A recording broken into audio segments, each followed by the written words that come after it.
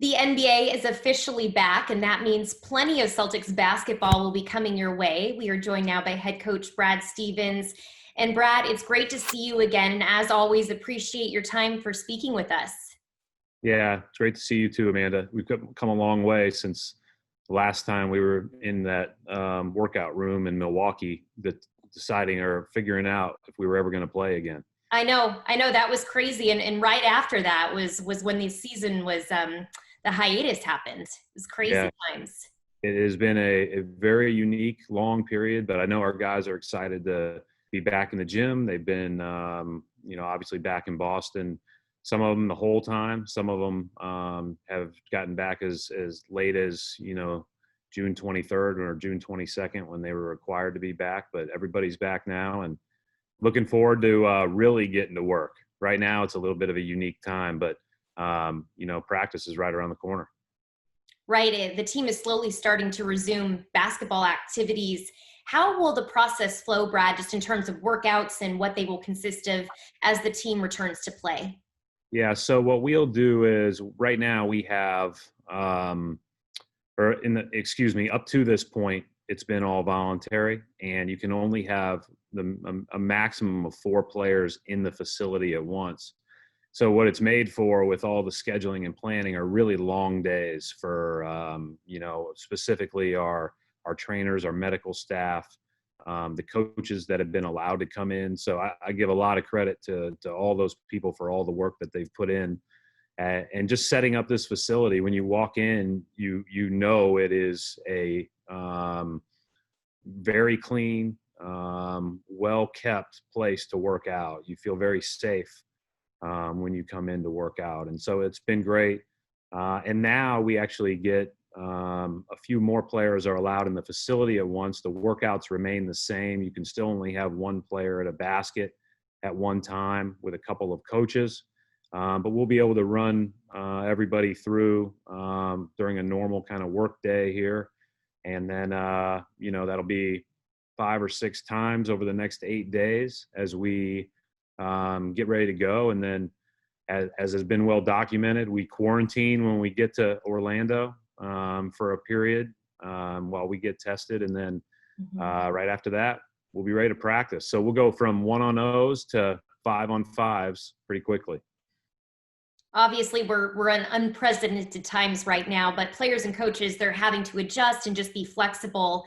How might your coaching have to change, or have you talked about that at all, just with the social distancing measures?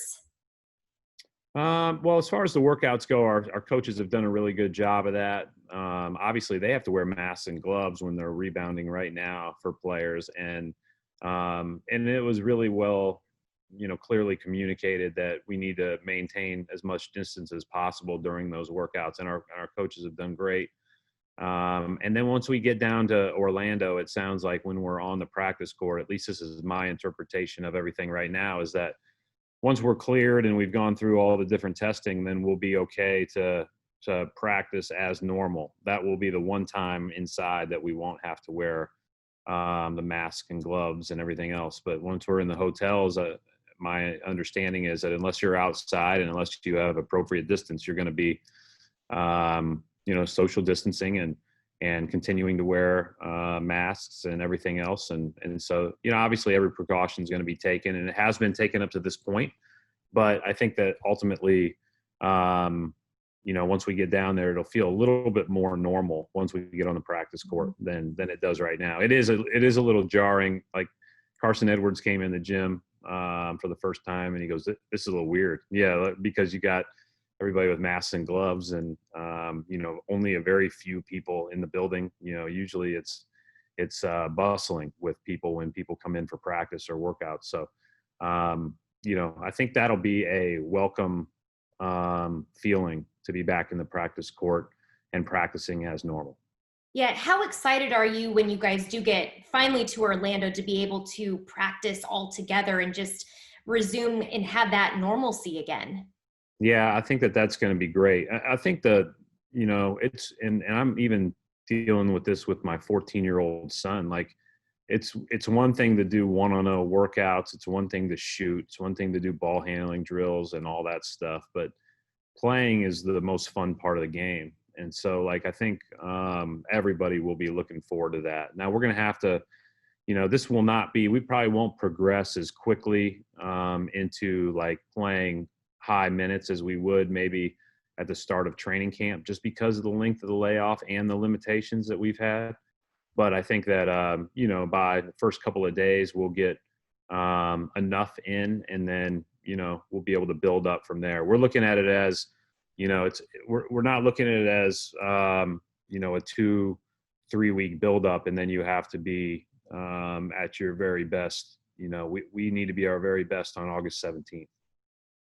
When we talked right when the hiatus happened, and you had said that during this time you've been preaching to the team to just be a week away from their top playing shape. As a coach, what do you see as maybe the biggest hurdle coming back for teams and players as they look to avoid injury? Well, I'm thrilled with our shape and our condition. I just feel like, as I look around the gym every day, everybody's body looks great. Everybody's worked hard. Everybody clearly is eating well, all that stuff. And then it's just I think the biggest challenge is just getting back into the rhythm of the 5-on-5 game, right? And there's a big difference on what you put on your body from the standpoint of, whether you're on the bike or whether you're running up and down in this, or whether you're doing workouts, whatever the case may be, versus, going through a 2-hour 5-on-5 basketball practice. It's just different, let alone a NBA game where you need to play, 36, 40 minutes. Nobody's going to probably hit that mark in the first couple of weeks. I think what we need to do is we need to build up to that. But as far as like, I think everybody's done as good a job as they can. And so I'm really encouraged by the way our team has approached this. I think it's more important now because we're in such good, we look good, is make sure we're fresh and healthy when that plane lands, and so that we can get to work when we can. You mentioned just kind of building up to that team chemistry. What is the key for them kind of finding that rhythm again in only a few weeks before they play again? I'm not as concerned about the chemistry part because this team has really been good together. They like each other. I think we've got a very clear way of playing. We clearly have, players that we go through and others that, play really defined roles for the team. Like, I just think this team has not, I envision us picking up where we left off, and an excitement level just to be together and compete together. I think the thing that we need to be great with is, the team that loves basketball the most, the team that loves being together, the team that has the most fun and can also focus through it. This is going to be a challenge in a lot of ways. And so, there are all kinds of things that we need to be able to focus on to get ready to be good. Because, we're going to be somewhere. Our longest road trip has been 10 days in the past. Like, we're not even playing a game in the first 10 days. We're not playing a game in the first 20 days. So we've got to make sure that, the idea of chemistry on day one will be easy. The idea of maintaining a joy and maintaining the right focus is what we need to make sure that we can separate ourselves with. Well, looking at the schedule, the Celtics right out of the gate will be facing off against Giannis Antetokounmpo and the Milwaukee Bucks on July 31st. What are your initial thoughts of opening against the Bucks, Brad, and just this is the first look at your team? I love it. I love it because I think, the Bucks are the number one defense in the league. And, they are as good in transition as any team that, I've probably coached against. And, as you're want to evaluate yourself and in your team and where you stand, I'd rather play them right out of the gate and just let's find out where we are, what we need to do, and where we need to go. Obviously, they're in good shape from a seeding standpoint. I haven't looked at the exact numbers, but I feel like they're unlikely to be caught, and so they'll have an opportunity to, do different things throughout their games. But obviously in game one, I think everybody will be excited to play and will probably play significant time. And, and those will be that's good for our team. This is they're historically good with how well they've played through the regular season. So it'd be a great first test for us to see where we are. During the hiatus, you've obviously had a lot of time to evaluate this team. And in your eyes, Brad, and this could change too, what is the most important thing that you think the Celtics have to do in order to make a deep playoff run? Yeah, our thing stays the same. We'll play through our 5 best players like we have all year, and then I think the biggest thing is that when we were really good, then we are playing with versatility and interchangeability on the offensive end, and on the defensive end, we're pressuring the ball. Like it was really obvious from the first exhibition game when we're good and when we're not. And so, at the end of the day, that's what we have to build to. I think that playing 32 minutes, in the past may have required one, level. Playing 32 minutes the way that we're going to want to play is going to require another level. And so that's what we've got to work towards and make sure we get to. As the NBA season inches closer, we are seeing more players kind of opting out just in terms of safety. Most recently, it was DeAndre Jordan who tested positive and said that he wasn't going to be going. Trevor Ariza, also Avery Bradley. I'm curious what your stance is on players that are choosing to forego going to Orlando just because of safety. Well, there's a number of reasons, right? And I think everybody has the right to choose. I think the NBA has handled it correctly with the idea that nobody is forced to go. Mm-hmm. I have not had one conversation about, my conversations have been very, very brief, and it's been, totally support you to do what you want to do. We haven't gotten any impression from any of our guys that they don't want to, but I certainly understand around the league, if somebody doesn't want to, and and I obviously know Avery well, and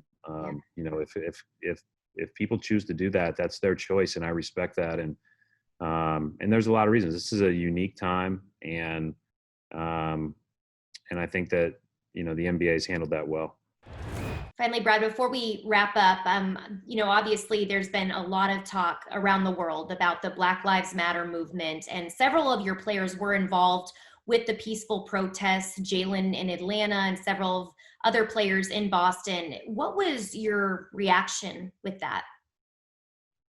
Well, I think it's, first and foremost, I said early on, like the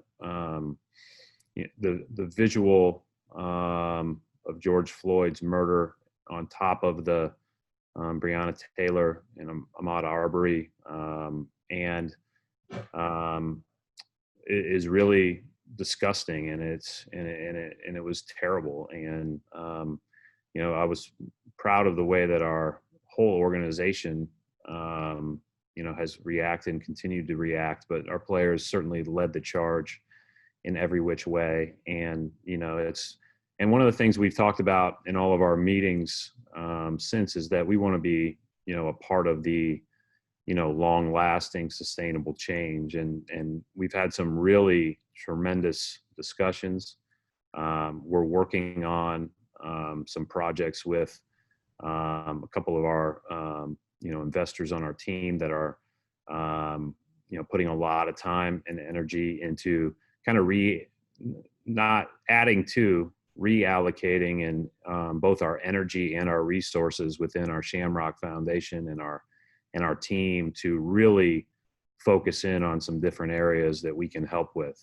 I think one of the things, Amanda, that sometimes you just have to be reminded of especially when you're in on this team, is that you do have a responsibility to use your voice. You do have a responsibility to be active. You do have a responsibility to make sure that it's not just saying, Black Lives Matter Right. once, twice, however many times. It's making sure that we do everything we can to make sure that we're playing our part for our community, playing our part for the NBA, playing our part for each other. And so, you know, we will continue to do that. But players have been incredible and certainly been leaders of the charge. Mhm. I know that you wrote a letter to your team too, just saying that you are with them. As a coach, how will you continue to demonstrate that moving forward when the team is in Orlando? I just think you do it by your actions. Like, I think that, and this is one of the things, again, I won't go too deep into it because I'm sure they'll announce it at some point, but we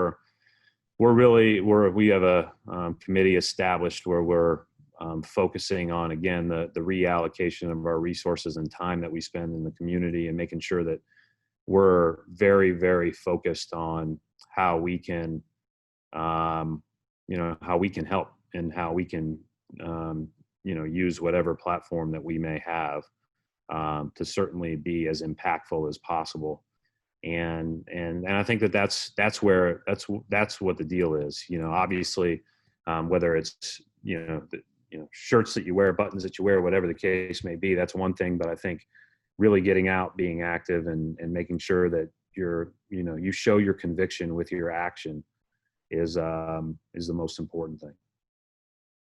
Well, Brad, thank you so much for your time. We really appreciate it. Appreciate it. Thanks, Amanda.